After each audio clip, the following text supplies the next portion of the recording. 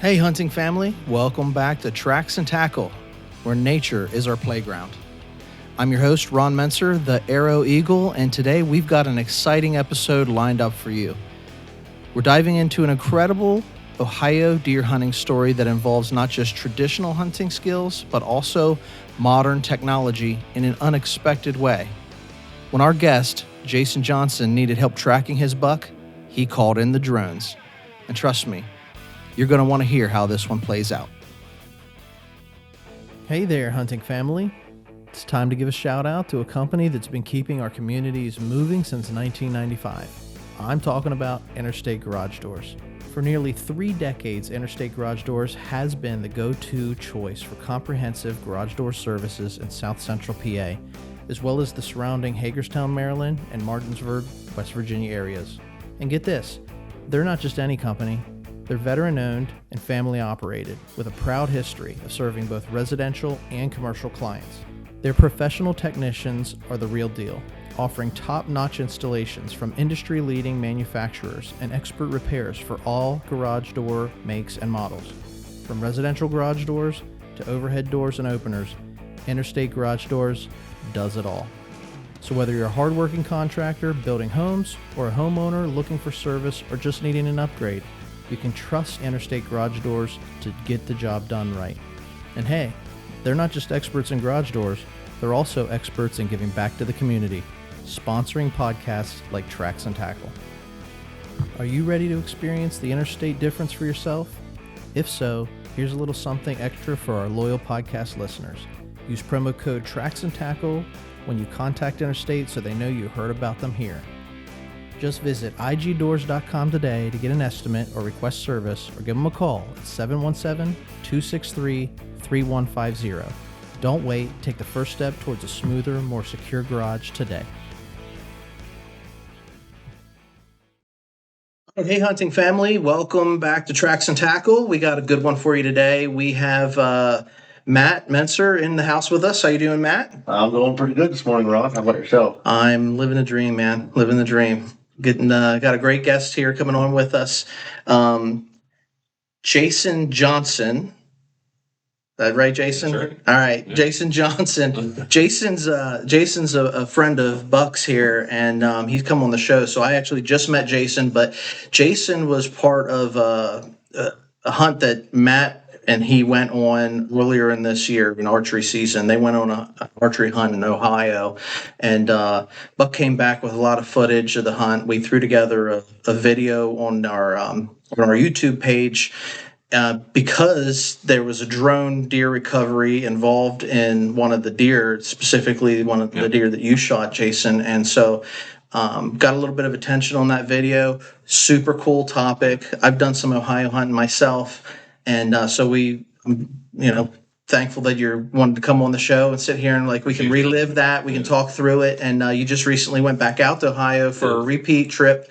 So I'm just going to turn it over to you for a second. Why don't you just introduce to the audience who you are, how you know Matt, and how you guys got out into Ohio together? Because I know it was like a work-related detail, and you can promote your business. Yeah. So my name's Jason Johnson. I work for Driller Service. It's a supplier for the water well industry and septic. That's how me and Matt kind of hooked up. Actually, first time I met Matt, it was along the streets in Shippensburg. All right. The streets. Yeah. So I'm a sales rep. So every time I would pull into his office there, they have a big sign up that says, no sales allowed. Keep out this big. Don't gate. Solicit us. So yeah, it's kind of scary. So, but one day, just driving down the road, and bam, there he was working along the road. I thought, oh, you're out of the gate now, buddy. That's right. You're outside the castle walls. I was outside the gate. I was outside the fenced community. So we got together, gave the opportunity to sell some parts, and I guess it was good we were outside the gate that day. Yeah. So we've been working together now for 3 years. Probably. I would say three solid years. Yeah. I mean, it's been at least 3 at this point. So, I mean, our relationship was built off of business relationship. Yeah, sure. But you find common interests, though. Oh, 100%. Yeah. And unfortunately, sometimes that cuts into business because now all of a sudden, instead of talking about what we should be talking about, we're talking about hunting or Well, some things pull rank, Yeah. and that's how you got on the show. You're an outdoors guy, Now when Jason comes in the office, though, everyone is talking to hunting. We've all got a relationship now. And Love it. You don't come in the office and just talk about 2 or 3 pipe fittings or Right. this pump that What we do you need want to to get buy? and what we're buying. It's, hey, did you kill anything this week? How's the season been going? Just, Yep. At That's it. times I've left his office and I was like, darn, I forgot to ask him about Yeah. I said I didn't accomplish what I set out to or a accomplish. phone call. Yeah. Hey, what did we decide to do with that? Awesome. So, how did you guys? Let's go to Ohio. Mhm. Like I said, you were out there together, and I think that was like a work related hunt. It was. So DSI is very big on trying to do stuff for their customers. Normally it's golf related or something like that. I get it. I'm from PA. We're not big golfers here. So I've been pushing for the past couple of years. I'm like, hey, can you let me try something? Yeah. And finally I got the approval for it. It's better to ask for forgiveness than permission is what I've always been told. So we got a good group of guys. Yeah. There was 5 or 6 of us that went total. Yeah, 5. Yeah. So we got an Airbnb out there. DSI kind of hosted the whole thing, Nice. and everybody had a great time. Yeah. Yeah. At least I did. So your company was the one that hosted the whole trip. hey guys, come out and do, because I've done this in a past life too, where you got that one vendor Yep. that I've done the golf outings, and they're fun too. So what was nice, we're owned by Franklin Electric, Mhm. which I'm sure you've heard of Franklin. They kind of do a little bit of everything. Sure. Even the gas hoses at Sheets. If you look, Franklin Electric has their own gas hoses, which I didn't know that. I didn't know I've seen that. it the other day. But I got a bunch of my vendors all pitched in, $300, $500, and Sponsor it. we just kind Sponsor the of hunt. ended up, and we were able to pay it all, and It's it very worked out cool. good. Yeah, had a great time doing it too. Got to meet some of Jason's other customers, and we all hit it off, we were all around a common theme. It was the outdoors, Mm-hmm. so it worked out very good. The Airbnb was, a room, Airbnb full of guys, you don't know what you're up against, but it turned out to be, Okay. just about perfect. You know how hunting camp is. We got a contingent of the people that in our audience that are like, they love that hunting camp, that nostalgic, the thoughts of, gathering around the campfire and hanging out and telling stories. And Yeah. it's as much about the time of camp as it is, going out and doing, because, frankly, when I go hunting, deer hunting anyway, I'm up in my tree or I'm out in my stand and I'm by myself. It's me and my thoughts. But at camp, it's the guys and the gals, whoever's there, and that's where a lot of the memories are made. It's not the time with me and my thoughts, So I get it. I totally get it. A lot of fun doing that sort of stuff. So it was successful. We were lucky. We were lucky because I think the industry will work into 98% of everybody's really good people. Right. And that helps a lot. Yeah, but I mean, blue collar workers, hard working guys and gals, and so you do it again. Oh, 100%. Yeah, it's already in the making. Love it. Yeah, turn it into an annual trip. Yeah, absolutely. Love it. I'm hoping to go bigger now because it was a success. I mean, everybody had a good time. We were 50% kill rate. Yeah, we brought him $3. $3. Other guys had opportunity, and there was other opportunities that just were passed up on or Yeah, sure. Didn't work out. didn't work out. So Awesome. The other Dewey, the other guy was with us. He killed a 140-inch 9-point. yeah, Just a giant 9, biggest 9-point I've ever seen. I mean, you can't buy an experience like that. You know what I mean? Yeah. That's cool. And he'll take that memory. Oh, 100%. Yeah. He'll take that with him. and the story that he had to tell back at camp. Sure. I mean, the story that went with that deer, it was. And the really cool thing is our guy that we were hunting on, he had trail cameras set up. To this gentleman's hunting this muddy blind. Yep. And the trail camera's pointing right toward the blind. So he's actually got a picture of when he aired the deer. The deer is down, but trying to get back up. So he's got an actual cell cam picture of this.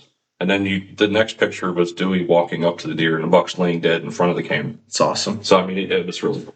Just checking trail camera footage last night, and I've got the one camera that Hollywood Horse has got. My nephew, he's got a camera set up on a trail that on the first day we took like 4 doe on the first day, and it's dark, it's night, and there's a whole story to go with it. But he's got footage of us, one guy dragging a deer, another guy dragging a deer, the next guy, 2 guys carrying out. And me and I was played out. I knew the story behind it, but it was awesome footage. So to capture That's something cool like when you that. get that kind of stuff. Yeah, so cool. Tell me about when did this hunt take place, and what made you choose Ohio?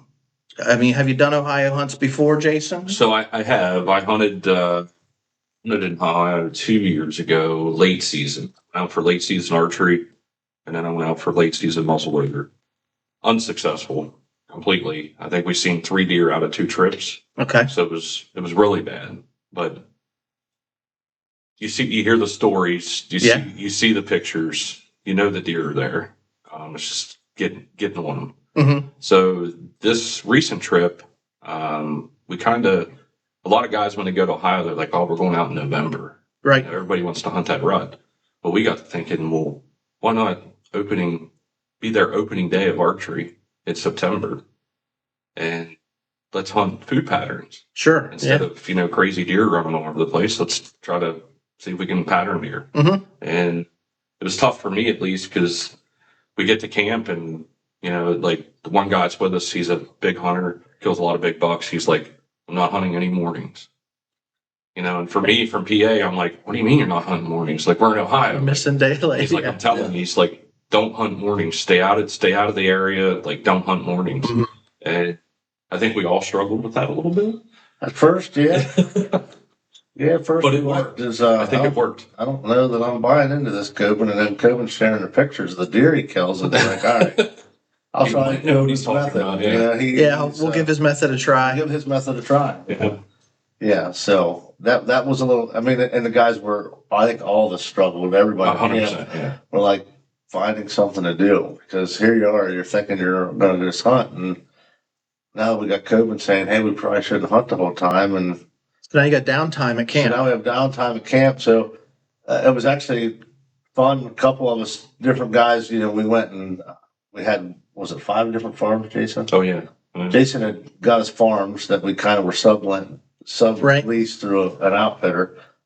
Each of us kind of had their own farm. So some of the guys were kind of scouting other areas of the farm or field glassing a farm.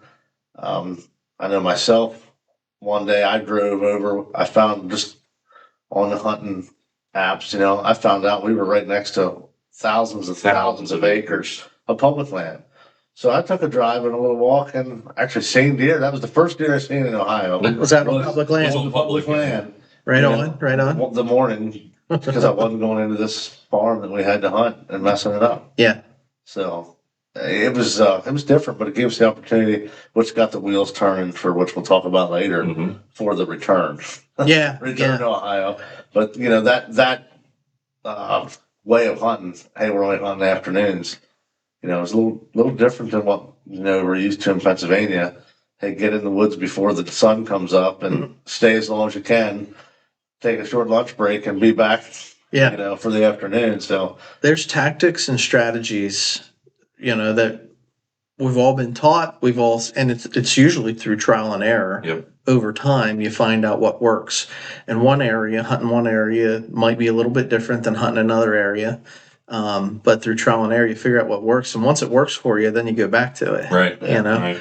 So. Yeah, and I can't say that Coben was wrong because we all had the opportunity that way. Yeah. And, now, was this your first trip to Ohio too? Yeah, this was my first. Okay. This is my first trip to Ohio. I've hunted in North Carolina, but other than that was my first time. Only other time I've been out of state hunting. Right. Most all my hunting. And you had success too on this trip. Yes, last day. So you took a buck with the bow too. Yeah. So I remember, we were getting amped up for archery season, like normal guys like us do. In September, and you get a text. And I'm waiting. I know that I remember stopping over at Matt's house the day before, 1 or 2 days before, he's going to take off, and he's packing everything, making sure he's got, stuff together. And I'm like, all right, man, well, send me pictures, send me video. I'm a content guy, so give me the content and we'll put it together.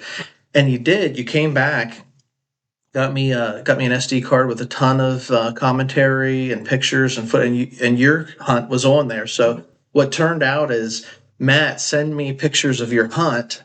What really turned into a video of Jason, getting this awesome Ohio whitetail. Yeah. It was great. Me and Matt both waited to the last day for some reason. It's just the way it goes sometimes, I did. That was the first real good opportunity I had, was the last day. I mean, I had some encounters, but they weren't encounters I could kill in archery. Yeah. If we were hunting rifle, which is always it's fun watching the deer, though. Yeah, it's fun watching the deer. But I killed my deer, and I'm dragging my deer to the truck, and I get a text from Jason that, hey, I've got one down, but it's not down. And so there was, as I'm getting my deer out, and I was actually on a farm with one of the other guys, Clint, that evening, who had shot at a deer. We weren't able to locate a deer, find it. So, that was one that got away. The story that got away, anyway, it was a doe. It was a doe. Okay. But it was kind of last day, last light thing. So yeah. Clint and I have this dialogue going while I'm dragging my deer to the truck, and then Jason adds into the chaos. That he's got a deer down. While we're at it, we got another one down. So there's all this going on, and I get my deer to the truck, and I'm like, well, I can't load this horse, So I go help Clint get his stuff out. Can't find nothing, so we come back. Clint and I load, and at that point, then we're talking to Jason while we're in the truck, and find out, well, Jason's calling a drone in because not much sign, but he knows the deer's hit. He knows it's a confident. Yeah. No good blood trail and stuff. So he's got a. That'll mess with your head. Yeah. Oh, it was so bad, man. He's got a drone ordered, and I'm like, Clint and I are like, well, we got to get back to the Airbnb. We got to get this thing up. Because it's 70. Because it's 70 degrees outside. I know, it's still October, right? It was the very beginning of October, the end of September. I don't even remember the date exactly at that point, but, it wasn't 20 degrees outside like it is here this morning in Pennsylvania. Yeah. So we're like, well, we got to get this thing back and get it quartered and taken in the cooler. So as Clint and I roll in, we're trying to get my deer taken care of. Jason comes back and, hey, I got a drone guy coming. We're going to try and use drone to find us, but he can't come till what was it, like 1 o'clock in the morning. Okay. It's what, 6? It's like 6, 7 o'clock. It was just starting to get dark, so it was probably 7 o'clock, 8 o'clock. So this is the story. This is like, we all love a good hunting story, right? Yeah, but the best part, add to all the excitement that's already going on. We got a buck on the pole. We got a buck down somewhere. Yep. So Jason's like, oh yeah, he can't come till 1 o'clock. All right, well his farm's about an hour away, so we're like, okay, no problem. So we're all there. I'm skinning this deer out, quartering it and stuff. And we were supposed to leave that night. Yeah. It gave you time to take care of that deer. Well, that's where the plot kind of thickens. Is midway through the quartering, the drone guy calls and says, hey, my other stops canceled or found someone else.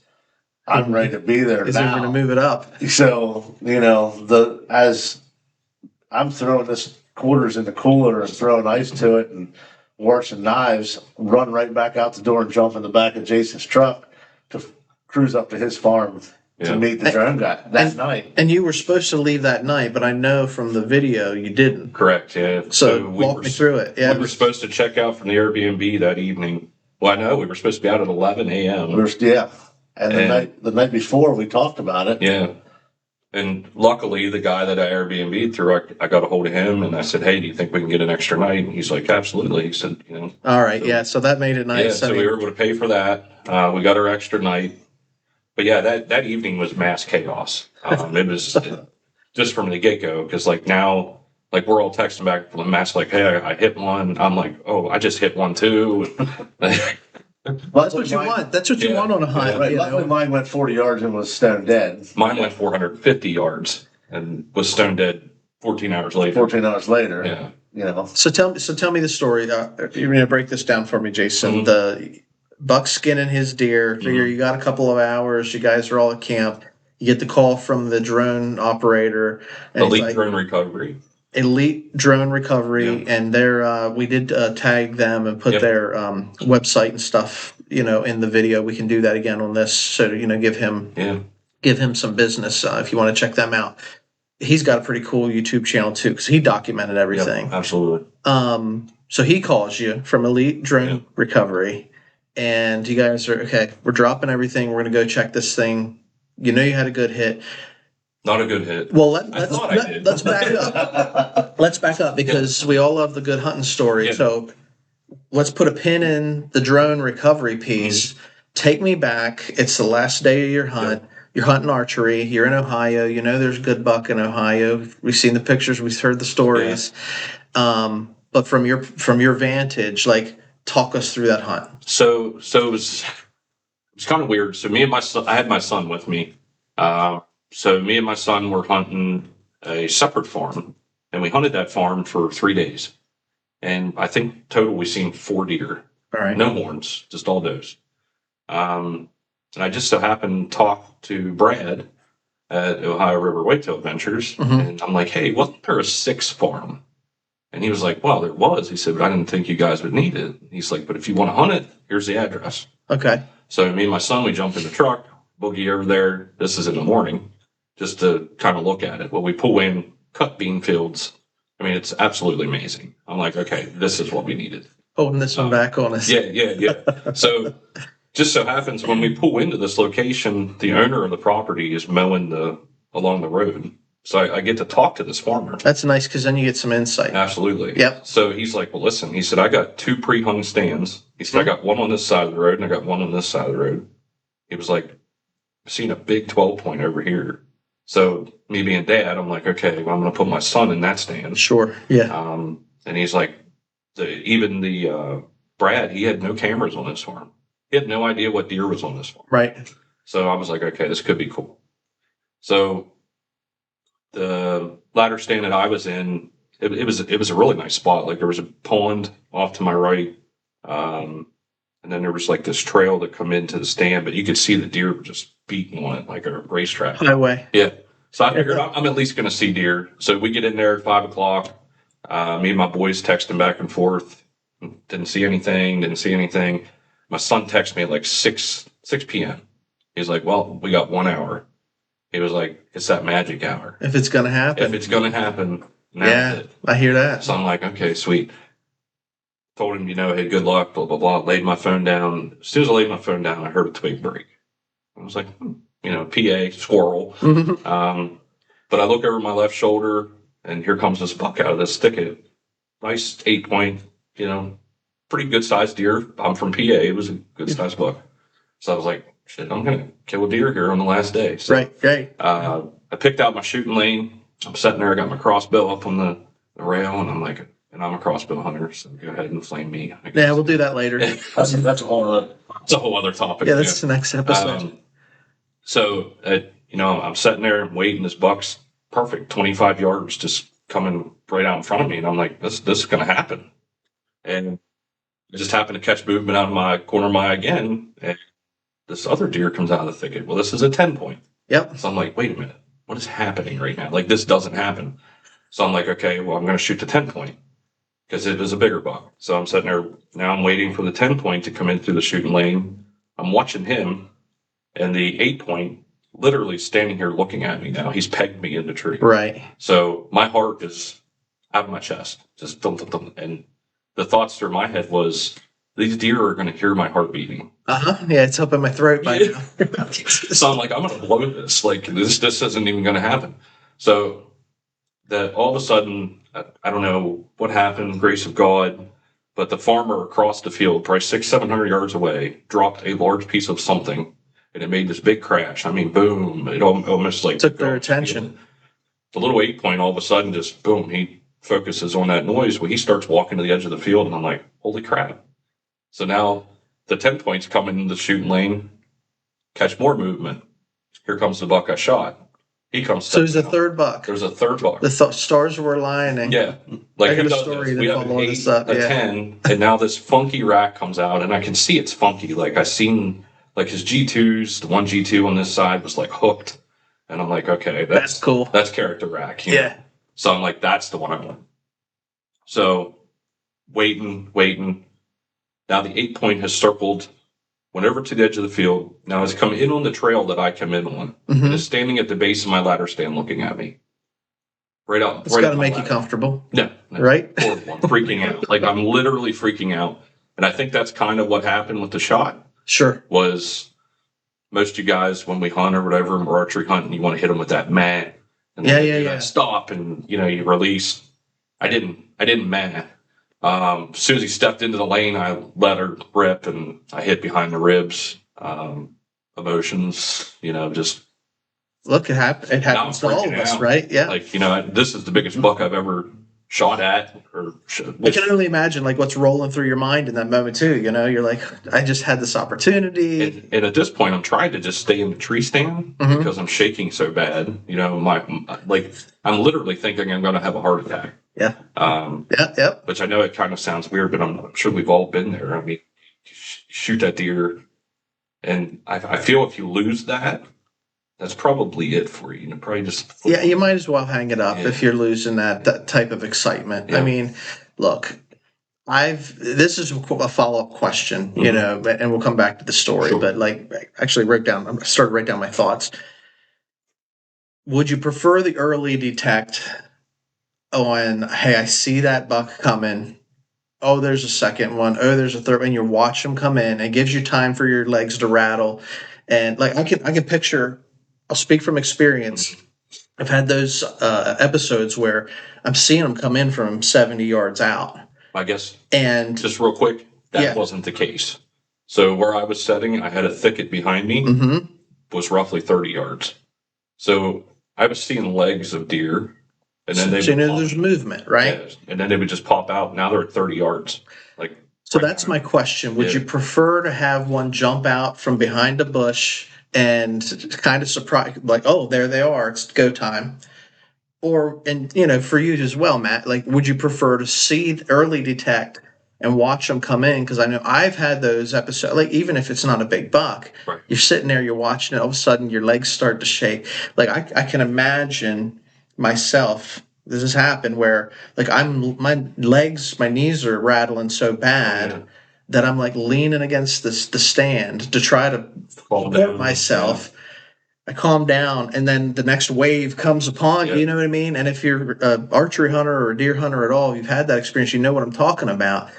What would you prefer? Because I like both. So personally, me personally, I think the surprise, like when you have to like think and go now, you don't have that rush of emotion, adrenaline, shaking.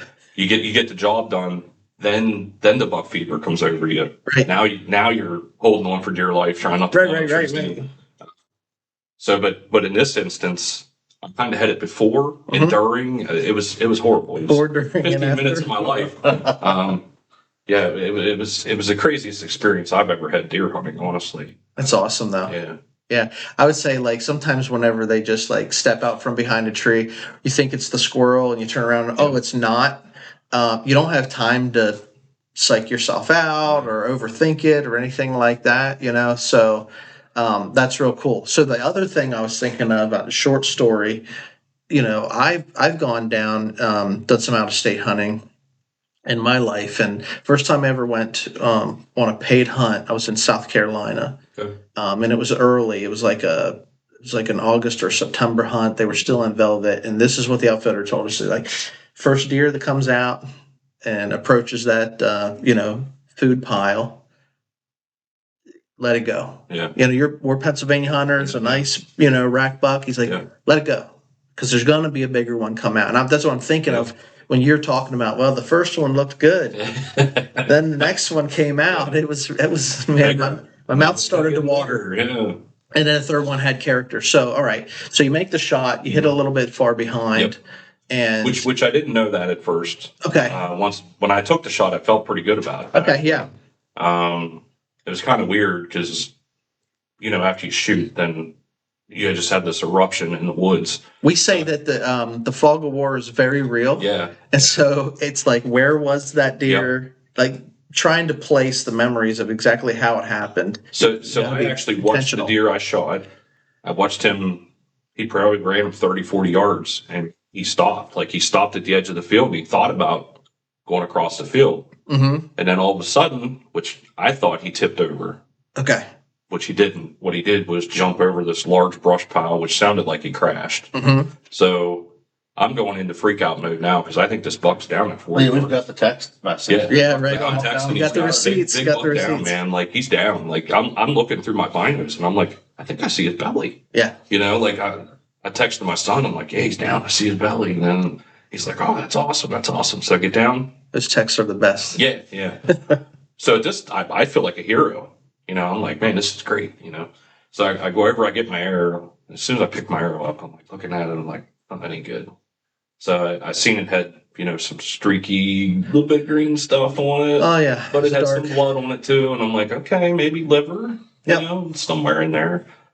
So I'm like, all right. So I walk over to where I thought I seen the deer crash. Mm-hmm. I find this large tree. I don't even know what kind of tree it is because I'm not familiar with Ohio. Ohio's got different trees. I wasn't even in there to that point, so. It was a whitish colored tree that had fallen down along the edge of the woods, and that's what I thought was the deer's belly. Okay, so so white bark and so now I get to this tree and I'm like, oh, that's not my buck. So emotion shift. Yeah. So I called Brad and I'm like, listen, I just hit one. I thought he went down, but now he's not here. Like, do you want me to start trying to track? Like, because at this point, like, I have one drop of blood. Yeah. And now I knew I have a bad hit. Yeah. He's like, I wouldn't push it. He's like, give it 6 hours. Mm-hmm. So at this point now the deflation comes. Right. So I'm talking to everybody at camp and, what should we do? And we knew at that point we were going to stay out. And then Brad's like, hey, we're in Ohio. Like, we have different resources out there. Yeah. Like, you can call one of these drone, and I've never done this before. And I'm like, that's weird. So I call my wife. I'm like, listen, I hit the biggest buck I've ever shot in my life. Mm-hmm. I'm going to invest whatever I have to get this buck. Yeah. Because I owe it to him at this point. I agree with that. I mean, it's one of those things. It's a financial decision, but also, I've hit deer to do whatever I had to do. We've all hit deer that have gotten away. And I think that's part of it, especially when you're an archer. Yep. It's harder, as far as the chess game goes, but as long as you're doing everything that you can to prepare yourself to be lethal, you're doing everything you can to.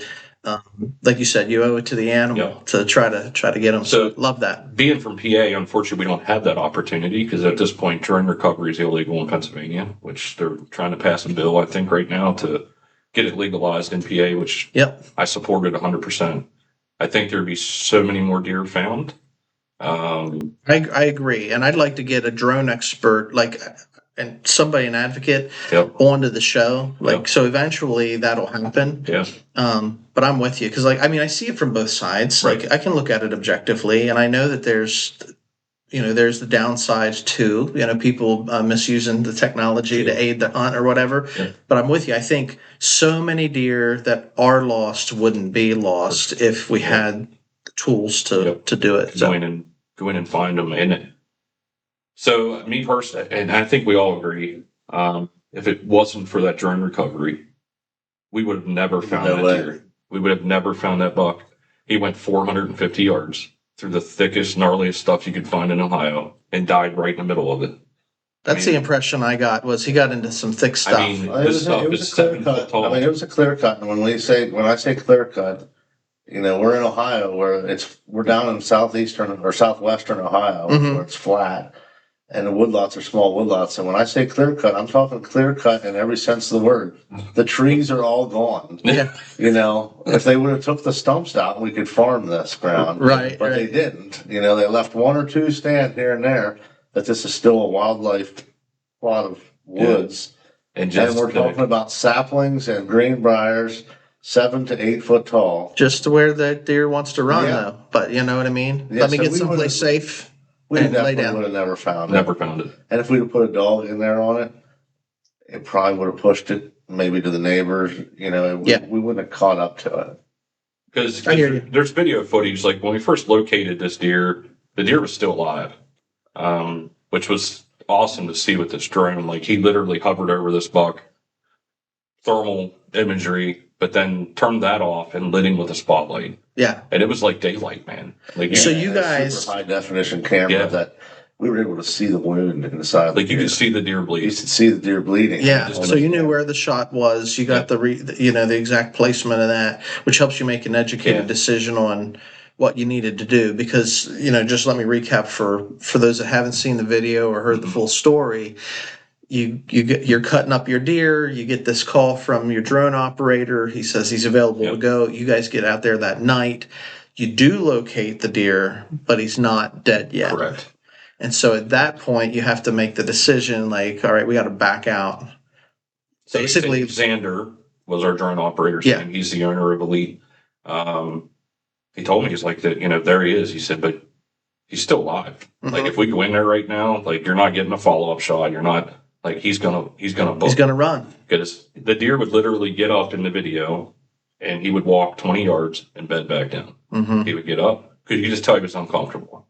He'd get Right. up, which now my heart, because I love deer. Like I love deer hunting. Yeah, we do more for conservation than anybody So- as so outdoorsmen. When you're You hate to physically see that. seeing this, Yep. now it's like like now I feel horrible. Mm-hmm. So now I'm in the dip.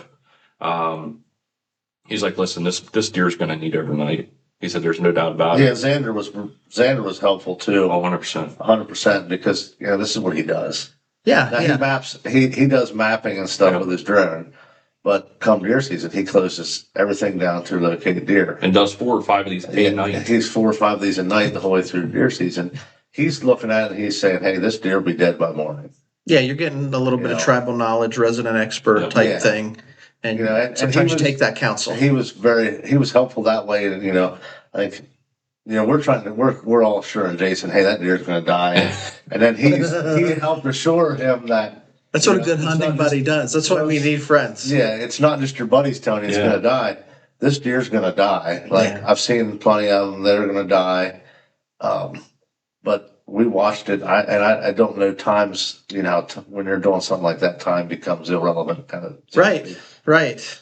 At one point he said, hey, we found it. I'm marking it, but I have to pull my drone off of it because deer's still alive. We can't harass. You're not allowed to spotlight. He said, I can't Hey, spot. exactly. He said, I Now have to that makes pull. sense. He said, we've done what we need to do with it, but as responsible, We've gained drone intel operator and we're going to everything, pull off. He said, I'm marking it, but I have to pull my drone out of there. I can't. We Sit can't. there and keep He watching. said, we can't sit here and watch that deer die. Like, I have to pull off of it. Right on. That's part of what we have to do. So at that point, I thought, okay, now all that I have to go on is I kind of know where the deer's at. Mm-hmm. I got a location. We're going to come back in the morning and hopefully find it. Yep. So before he left, he was like, hey, if you want, tomorrow morning, I'll meet you back out here. I'll bring my side-by-side Mm-hmm. and we'll relocate the deer and I'll drive you in and recover it. And Yeah, I'm that's like, the best thing. let's Why do not? that. Yeah. So it cost me a little extra. I think the recovery total, I had like $450 in it, Okay. which isn't horrible, I don't think. No, I wouldn't say. I mean, from my perspective, just Yeah. being a third party, person in Well, this he was whole great story. because he even brought the side by side along Yep. the next day. Because we would It's have full got it. service. We would have got it, but we'd have worked Oh, to I get it. Yeah. Yeah. So he come back that morning. He come back. He Well, located it with the big drone. Back up a little bit. That adds to our quandary at this point. So we gained the extra night. Yeah, but you have to get out of to that. add to add to this. So this farm's an hour, Yes, a solid hour from where we're staying. Oh, really? So now, so we have an hour back to the Airbnb. so we got an hour back. Now we're in the middle of the night. It's late, at this Two, point. 1, 2 in the morning. 2 in the morning. But now for the thermal imaging to work on his drone, because that's how he's going to have to load. You got to get him early in the morning. We got to get there before the sun comes up. So now, as we're cruising back, none of us packed anything. Uh-huh. we have hunting camp as It hunting looked camp. like a tornado. It hit looked it. like tornado. That's the way hunting camp looks. You know, it was until still the day hunting you- camp. It yeah. was still a Yeah. functional hunting camp because in our mind we were going to go find Jason's deer and we were going to come back, sleep in, and be out by 11 the next morning. Now we need to leave by 4:30, 5 o'clock. We need to be out. So the scramble drill starts when we get back to Yeah, camp. we get back to camp at like 2 or 2:30, and now everybody's packing their stuff. Yeah, you're doing what you can to prep because Yeah, you're yeah. not going to want to Because do we it need first to be thing in on the the road morning. by 4:30, 5 o'clock. It's going to be a in the long morning drive home. to get back. 7 to meet, hours. Yep, to get back just to meet the drone guy in time for his thermals that's really interesting. Yeah. to be able to locate it. So I think we slept 3 hours, maybe. 2 or 3 hours. Yeah, that night, which I don't. Wasn't a even great know. sleep No, for you. It was not. It was horrible sleep. I slept well. Yeah, well, you had yours in the cooler, I was right? in the cooler on the back of the truck. Yeah. I was sleeping well. But I felt bad because now, like, everybody's now losing sleep over this deer. Like, they're, having to bust, It's part of the hunting experience. though. get everything packed up and get ready to leave the next day. And, now all this in your head, you're like, okay, have we seen him? What if he's not there Yep. tomorrow? You start playing the what if game Yeah, in your like- mind. What if we can't find him? So like I'm trying to go to sleep and I'm like trying to turn my brain off, and it was a rough night. Can't do it. Yeah, it was a very rough night. All right, so you get packed up. Yep. You get up the next morning. You're on a little bit of sleep, a little bit of coffee. I'm sure in the Oh, yeah, morning. Yeah. You drive back out to the farm, So now we drive another hour and back to the farm. and he brought out a different drone. Nope, same. Well, he had 2 drones. He has with 2 him. drones. He has 2 drones. Right. with him this time. So I remember seeing like it was almost like all right, I'm going to get out the smaller. different one. So Yeah. he puts his big drone in the air first. Right. We're pulling to the same place we were parked. He has a side by side.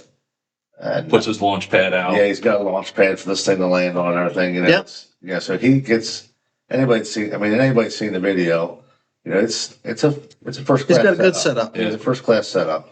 He puts this drone back in the air, goes back in. And he's got it marked on his. He had it marked with So the drone knew the mark, so he didn't have to do anything. So it He just took autopilot air, straight to where autopilot the straight to it. coordinates are. Yeah, which so it was gets to where the Very deer cool. was, but the deer wasn't there. So it had moved. So he starts doing a thermal scan Mm-hmm. and finds the deer. 40 yards. 40 yards from or where we so. had So it didn't gone the move night far. before. It didn't move far, 40 yards from Enough to get your heart to drop a little bit. Yeah, because when he went to that X on the map Uh-huh. and he wasn't there, I was like, oh no. Yeah, Now my worst fears come upon me. Yeah, here it is, man. This is horrible. And Like, he located it pretty quick. And Yeah. for anybody that watched the video, or if you get a chance to watch the video, I think it's on there. You hear everyone when he turns that high def camera on. Hey, that's a dead deer. Yep. Man. That's a Yep. dead deer, buddy. That's everyone, and you hear Xander even saying, "Yeah, that's 100% a dead deer lying there." So we know at that point that it's dead. Right on. so now we're back up again. It's the roller The roller coaster. coaster has been horrible. The I mean, roller coaster's been horrible, Yeah. but so he unloads side by side. We located. he marked his GPS again and writes them down this time. Okay. Because this is the other drone that you were talking about. He gets this little drone out that Which as he does not have puts thermal. it does not have a thermal, but has a high def camera on Yep. it. And he put it as this is the type of drone that a normal person might own Yeah. for pleasure. Like you or I would have. Yeah. like you or I would have. He's like it's not $1,500 They can find it- $1,500 drone, but it had a $1,500 camera on it too. Yeah. Yeah. So it'll find a coordinate. Yep. Yeah, so he put that in the side by side. We get in the side by side. He's got it in a box, Yep. and we all pal on the side by side. How many of us are Oh, it was on this poor little me, razor? you, and Clint, boy. Yeah, I think there's 5 or Yeah. 6 of us on this Yeah. side by side. That's Yeah, awesome. So we cruise in on this, and he gets in there close, and he's watching his. I was up front with him, and he's watching some GPSing stuff he has in there with him, and he's like, well, and he's like, we need to get up there far, and there's a tree down. So he's like, well, this is the end of the road, guys. Like, this is as far as the side by side's going. We're walking. So he puts this drone in the air, and he's flying around, and he's doing his thing. At this point, everything's on his controller. We don't have we had a screen with the large one. We were Okay, we so can't- you we don't can't have see visual. Yeah. We can't see anything at this point. He's doing whatever. The only thing that can be seen is, And if you watch the video, his words were, "We're going to try this." yeah, we're gonna try this. He said, "I can't guarantee I'm going to be able to find this deer in here with this little drone." He said, we're gonna try this, and his controller is what, what I would compare it to like an iPad or something. He would, Yeah. not an iPad, but So what did he do? He took the small one. He got it like on top of where the deer's So he location was, brought so it you in. knew where to go. He brought it in, turned his camera Parked it. on, and found it. Mm-hmm. And then, like, hit a part, hit a- that hit a drone just button, sat there. and it just went to hover. And he said, There's your deer. Go get deer's directly underneath It was, that. I was Close like, as I "This is can get crazy, for you." yeah. Yeah, he's like, it's directly underneath that drone. Yeah, I gotta get to that drone, and then it was 70 yards off the Yeah. road. Through the thickest, gnarliest stuff in Ohio, man. That's I mean- nice though, because I mean, you get in that thick stuff, you get turned Yeah. around and off course or whatever. But you had that Yeah, That marker. that Jason excellent and Clint were spot. charging in, and I cautiously came in a little bit slower, checking things out. Which Clint's a bulldog. Yeah, Clint's a bulldog. I mean, he is just a madman through the woods. Right, right, yeah. They go charging in there, and they're hooping and hollering, and I'm working my way in and looking at like, how are we getting this deer out of here? Because they cut the diversions in there. Yep. They run a big chisel plow through there to Yep. plow everything up. So there's big diversions you got to cross, and Well, I think there were skidder tracks in there there. was too. there were skidder ruts in there, and so we get in there, and they're already finding the deer. They're rolling around. I finally roll in there. I'm like, "Hey, nice buck!" And he's like, "Oh, you made it." Anybody watch it? If you Yeah. get the chance to watch the video, Yeah, it was a good video. It's funny. It's a good video, but Yeah, we saw Jason's taking selfies, Jason- rolling around yeah, on the rolling around ground the with. yeah, Jason had to do a selfie. But after all that, I mean, I'd be down there with you. I wanted to hug the deer. I mean, me and this deer So we just thankful. went through a personal Yeah. experience together. Yeah. I mean, So tell me about the deer. Describe like the size, Sure. the deer itself. So- If you got a picture, send it to me. We'll Yep. throw it up on the and your setup. You were shooting a crossbow. Kind of broadheads do you use? Like so how'd this happen? just to touch on the deer a little bit, the deer, I never had the deer scored or anything. I probably wouldn't gross a large number. But at one point he was a respective 12 point. Yeah. He had two crab claws at the end of his beams, which I just thought were amazing. Well, Cool. This one had broke off. Mm-hmm. So he's an 11 point now. He's scrapping with somebody. Yeah, he was definitely a fighter, and he was an older deer because that's how I picked him out to He shoot was that probably deer. at 130 to 140 Somewhere in in there. there. I mean, Be happy with that. Yeah, absolutely. he had a lot of junk on it, Yeah. and Yeah. he was, it was hard. It'd be hard to put a real score to it without actually putting the tape on it. 120s, 140s, somewhere in that Yeah. area. Which to me, Right I mean, on. that's a trophy. He's already getting mounted. put Like him on he's the at the wall. taxidermist, absolutely 100%. Because, like I said, me and this deer went through an experience together. So we're now married. You're here telling the story. Like you'll never lose this. Ever. Yeah. Ever. And it was nice, to enjoy it with all these guys, and my son was there. So it was definitely worth it. Set up, cheap crossbow. I've had that crossbow for probably 5 years. I killed a lot of deer with it. Mm-hmm. It was I just upgraded my crossbow actually. Because the thing was, when we were looking for this deer, I told these guys, if I don't find this buck, Going back to my old one. no, this is my old one. Okay. I was like, before we leave Ohio, I'm gonna burn it. And I told him, I'm like, I'm not kidding. Like, if I lose this buck, like I owe it to that deer. This crossbow is done. Wow. I am burning it. It's getting lit on fire. I'll go buy gas. Like whatever we got to do. It's gonna melt into a pile of plastic. That's like the emotions that we go through Yeah. as hunters. Yeah. So So it was a small portion of us just, not, hoping. Just wondering, yeah, these guys were all salivating. They wanted to see this crossbow. I mean, get we just burned. wanted to see It's it a win-win either Yeah. way for We the want, we spectators. didn't want the deer to suffer, but we wanted to see Jason burn his crossbow kind of. So it was a Killer Instinct Bone Collector Edition. Mhm. It served me well. Yeah. Like I said, I've killed several deer with this thing. I had no thoughts in my head that it wouldn't do the job, Right. which in reality it did, thanks to Rage. I'm a Rage guy. All right. Made that switch here about 3 or 4 years ago. I get the job done. Yeah. So And they make up for if you don't get the perfect Yes. shot. So It can be the found difference maker. hypodermics. The Rage hypodermics are the ones that I shoot, and the wound channel is unbelievable. Uh-huh. When you see what that 2-inch or 1.5-inch cut does on impact, Yeah. compared to other stuff that I've used in the past. I'm 48 years old. I've hunted since I was 12, killed a lot of deer, and it seemed like those Rages just got it done. It's like we were talking about before we started recording, or maybe it was at the beginning of the episode where we were talking about trial and error, different hunting tactics and strategies and stuff. You find what works. Yep. And once it works for you, You then stick with it. You go back to it. Yeah. Until that bag in the Which bag of normally tricks. Pennsylvania is the old 30-06. That's still tried and true. Yep, I still hunt with an odd 6. Been hunting with an odd 6 since I was 12 years old, and I probably will hunt with an odd 6 the rest of my life. Yeah. So I love it. Yep. So awesome story. Yeah. We'll get the picture of the buck up on the on the video feed for anybody to check out. You just got back from a return trip, so you went back out. Different location in Ohio now. Cool. We tried something a little closer where the previous story had happened. We were 7 hours. We were 7 hours. We were just on the east side of Cincinnati. Yeah. 20 miles out of Kentucky, actually. Yeah. We were just outside of Kentucky and close to Cincinnati. Yep. We were out there. 7.5 hour ride.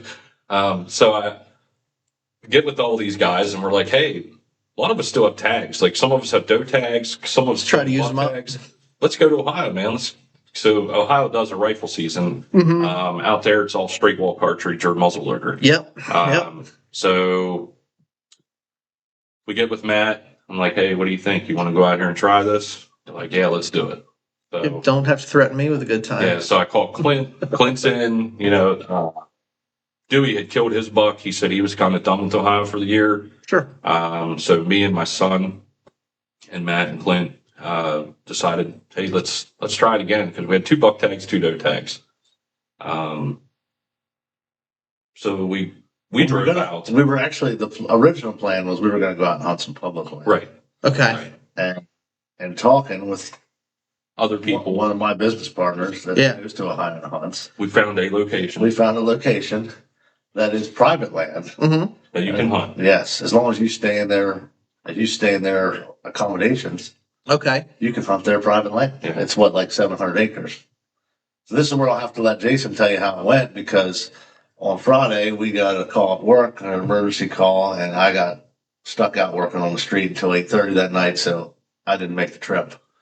So I you didn't make the trip. work calls and So I didn't make the trip, which my buck tag was already filled.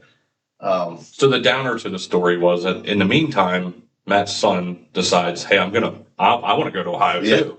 So he buys his Ohio He license. buys his Ohio license. Luckily, it's youth. did he get he didn't make the trip? No, So very he was disappointed. with me. All right. He's with me at work. We're ready to leave. Mason, if you're listening to this, that's horse crap. So he's with me at work. We're getting ready to leave, and we got a call from one of our very, very good municipal customers. Yeah. Hey, another contractor just hit one of our force mains. Yeah, you got to do what you got to do with business. Yeah. We had already sent some of our guys home. We start calling guys, and I'm like, I can't send my guys out here on Friday night to work on the street without being here with them. Yeah, So that's good leadership. Long story short of that is, it's 8:30 when we get off the street, and I call Jason. I'm like, hey, we're not making a trip. And So it was a funny phone conversation because they're sitting in the truck. You got dad and son here sitting together. And I'm like, so Matt, what are you doing? Are you going to come? And he's like, man, I don't know. And I can hear Mason sitting there. He's like, Dad, let's go. You can sleep. I'll drive. You got twice the energy when you're a He's like, I'll drive, teenager man. that you can sleep the whole way there. I'll just drive. I'll make it happen, Dad. So at this point, I'm thinking, he's going to talk him into this. Like, he's still coming. So Matt's like, well, let us talk here for a couple minutes. He said, I'll call you right back. Yeah. So I was like, okay. So the phone rings. He's like, we're not coming. So I was like, well, okay. He either tied Mason up somewhere. It's a tough one. I mean, I get it, but you had your meat in the freezer already. Yeah, and I'm glad it worked out the way it did. I mean, we'll let Jason tell you about Ohio, but that weekend turned out really good for Mason and I anyway. Yeah. So we had a whole other experience that weekend. Nice. something he'll probably never be able to accomplish again. But So new to this ground, we get there Friday evening. Mm-hmm. No scouting, nothing going off. It's going maps. cold turkey. It's like we don't even know where we're at, you know. And at first you're like, oh, Ohio, flat ground. Well, no, we are in the hilly parts of Ohio now. Mm-hmm. You know, you go from elevation change up, down, up, down. They're just hollows. It kind of reminds you of PA, just the mountains ain't as high. Right. But steep. They're still steep. So luckily, Clint came along. He brought a side by side, which you were allowed to use side by sides here. So we jumped on the side by side. We're literally blasting this property at 4:00 in the afternoon, in the evening, trying to find out where we're hunting at. You know, like so that we kind of found spots. Next morning, we'll all go in. Me and Clint had set up roughly 100 yards apart in this hollow, which is really thicket. I don't know why I'm drawing the thickets. That's where the deer go. Yeah, right. That's where the deer go. So I'm hunting with a muzzle loader. Right. Clint and my son are both hunting with 4570s. So, you know, I got the old inline. Mm-hmm. So I know I'm the one shot guy You're now one- again. That's the same as a crossbow. Yeah, right. Pretty close. It's a single shot. So, you know, we all had opportunities to kill deer on that trip. Yeah. That morning, I had 3 doe come out 80 yards. Could have shot through the thicket and probably hit one, but I was like, you know, Ohio's already took enough of my life this year. I was gonna say. We're just not going to take any risk. I mean, I was that guy. I can dig it. Yeah. 50 yards. You know, I needed a nice clean shot. No questions asked. Dead deer. Mm-hmm. If I was shooting anything, Clint shot at a doe. He missed her. The deer are weirder in Ohio than what they are here in PA. If anybody hasn't hunted Ohio, Pennsylvania, it seems like as soon as your foot hits the leaves, if there's a deer within a mile, they know you're there. They're on alert. Yeah. Yeah, they know what time it is. Our deer are always just like, even if they're bedded, they're always like just looking and sniffing and like they're just 100% on alert. Deer in Ohio are kind of different. Like you would think for being Ohio, they would have more pressure. And I think you can attest to this too. Like even our trip in September, the public land for the first day of archery, there was no cars. Mm-hmm. There was nobody hunting. yeah, there's very little pressure. Is what what people in Ohio call hunting pressure. We call no pressure. Yeah. Right. Yeah. Yeah, they're saying this is a high pressure. This is a high pressure area, and to us, They got it's like 3 hunters, maybe. That's no pressure where Yeah. we're from. You know. Now, Pennsylvania's, traditionally a different state when it comes to hunting numbers and that sort of thing too. So we're just adept to a different saturation point. Yeah. So real. this trip was good. Like I said, Clint had jumped some doe, got a shot at one, unfortunately missed it. He actually walked up on them deer, and it was so funny. We were texting back and forth, and he was doing a video. He had his phone holding up, and he's like doing this panorama of this hollow he's in. He's like, "Oh, I think I found the honey spot." I heard him talking. All of a sudden, he watched his phone drop, and I'm like, "Dropped his phone." So he calls me. He was like, I heard because I wasn't far away. I heard boom. I'm like, well, that sounded like He found the honey spot. Yeah. So he calls me. He was like, "Those deer." He said, "I had 3 doe. They were bedded 20 yards away from me when I was doing that video." Unreal. Walked right up on one of them, and I mean, it's crunchy. It's 18 degrees out there, kind of cold like this morning. So you weren't sneaking. Right. Yeah. You know, these deer just hunkered down, and they didn't move until he almost stepped on them. So it was kind of crazy. So what would your, in rap and everything, what would your advice be to somebody that's listening that says, "Hey, I want to give Ohio a try"? Ohio has thousands and thousands of acres of public property that you can literally spend $300 and probably hunt until you can't hunt anymore. Mm-hmm.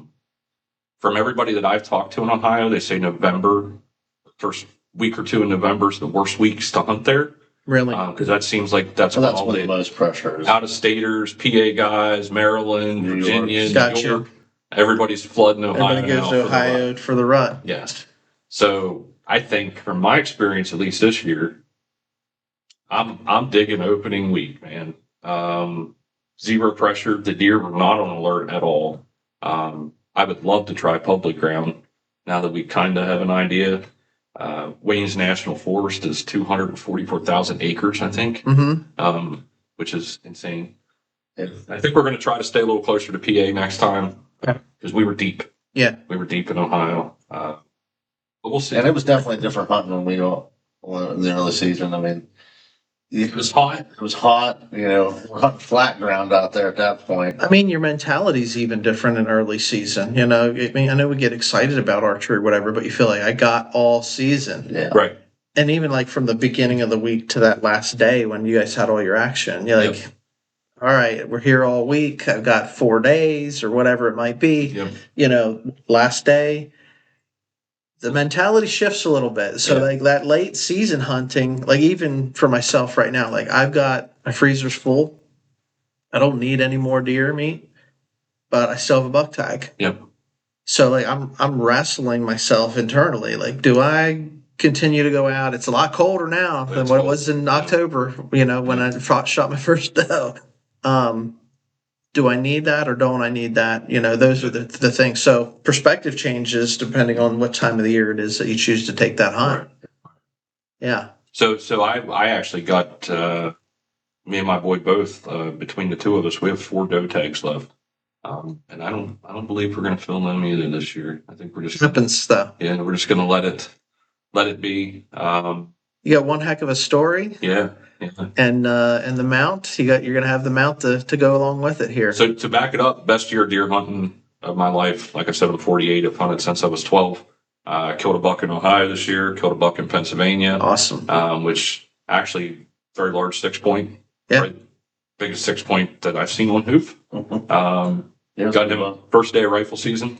Just a little backstory on that too. My PA buck, 10:30 in the morning. Seen 5 deer that morning. We have private property that we hunt in Amberson, Pennsylvania, which we have some good deer, but there's not a lot of pressure. There's 270 acres roughly, and there's about 3 of us that hunt it. So the deer, that's nice. Yeah, the deer don't get pushed hard. So we hunted that morning, 10:30. It was cold. First day of rifle season this year. It was really the coldest I can remember in a long time since I was a kid. We had snow where I was at. I don't know if you guys had snow on the ground where you guys were hunting. Didn't have snow. It was just bitter cold. Wind gusts. I mean, the wind was blowing. Yeah. The snow was on the ground. It snowed all day on Friday. Like not heavy pictures and videos you were sharing. Yeah. I'm like, let's go out there. Yeah. So I was kind of done for the day. Like I'm turned around. I got my gun ready to lower down out of my tree stand. I'm packing my bag, and all of a sudden, I'm standing there, and this deer comes running up out of the hollow behind me.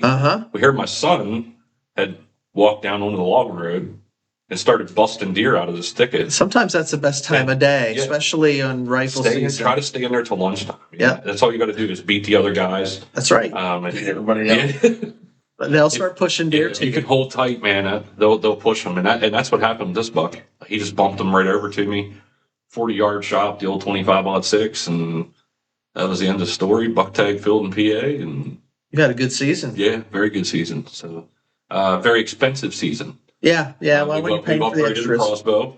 Now we have an Ohio deer taxidermist and a PA deer. So I figured this is my year. I'm getting them both mounted, and look at that. Yeah. So it's the year. Yeah. That's the year. Capitalize, and it's only up from here, right, man? For me, yeah. Yeah. I didn't even see an antler to shoot at in Pennsylvania this year, so. Well, we're not done yet, so let's strategize here. We got a little bit of time. My hunting is probably done for this. It's year. cold, My man. kids have scheduled right now. Like I said, I too don't. Not much hunting happening. Yeah, I don't really foresee going back out either. So I'm usually done right after whatever rifle season brings. Yeah. That's it for me. Because I feel the deer at this point are so pressured. I mean, they're literally moving at night. That's the way it's been all year for me, though. Yeah. I mean, it's just I haven't seen it. It hasn't been my year this year, but they come and they go. Yeah. So we're happy to. That's why we bring on guys like you to come on the show. the stories that go with the hunts. Yep. Those are the memories we carry with us. And, like we were talking earlier, it's like the smile on the kid's face whenever he gets his first deer and stuff like that's the trophy to me.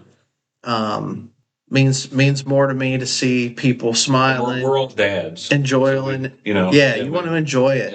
And you want to see the people around you be successful too. I mean, that's the greatest thing. Me and my son, he started hunting when he was 8. I think he killed his first buck when he was 9. Right. So he's kind of been spoiled. I didn't kill my first deer till I was like 20 something. Yeah. It was pretty hard hunting when we were younger. I think we had more deer, just not quality deer. And I remember, getting started and the deer, like the doe would pile up when they get cold like this and there would be herds. Yep. And you try to tell that to a younger guy now, and they're like, "Shut up, no way." Yeah, I know. I'm like, no, seriously, like it stretched from one side of the field to the other, like it was a train of does. Oh, that's still happening. Is it really? Yeah. Like I don't see it in my area. I think it's picking up. But it's dipped a little bit. But I don't have any scientific data to support that. It's the biggest thing I see in our small corner of Pennsylvania is there's so much private land that is either not hunted or, is hunted by one guy. Right. They got safe areas. And there's so many, different farms that used to be 200-acre farms or 100-acre farms have been divided up into 10 lots. Yep. For housing. For housing. So you can't even hunt there because of safety zones and, the people that bought them houses or built them houses don't want you hunting, or the guy that lives in that house hunts that 10-acre lot. Yeah. So there's a lot more safe haven for deer than there used to be. Well, long story. That's a whole nother rabbit hole. I was going to say, we're going down a different trail on that. We can spend a lot of time in that rabbit hole there. But at the end of the day, Jason, you've had a heck of a season. Very good year. And, which Matt also. Yeah. That was a great time out there. I mean, that buck was your first archery buck. That was my first archery buck. There's been a lot of doe going through the killing out of the bow, but not a buck. There's something to be said about that. Whenever you take a buck with the stick and strings, like I like to say. Yeah. It's a different type of hunters that are out there too.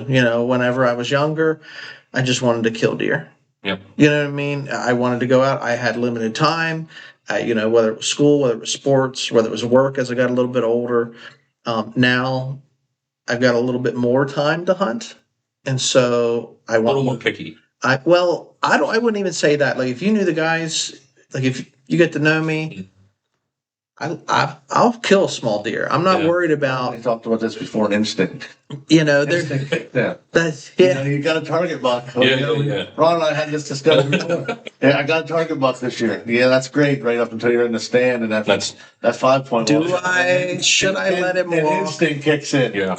Yeah, but the point that I'm getting at, because that's true to an extent. The point I'm getting at is I do like the challenge, so I want to hunt with the bow more than the gun. I do want to go deeper into the woods than like we got deer that'll run right behind our cabin, and I could go. We got to stand 15, 20 years behind the outhouse. You can sit there and kill deer. Yep. But I don't want to do that. I want to push myself a little bit. See what's out there. And take the harder path. Hunting archery is not the same as hunting with the muzzleloader, even like in late season. So that's where I am. But it's like we said. Your buddy that kills all those big deer. You've been there, you've done that, you've done it a time or two. You want to challenge yourself a little bit, and that's part of this sport. I think it's you against yourself. Yep. Like, how do I better myself? Yeah.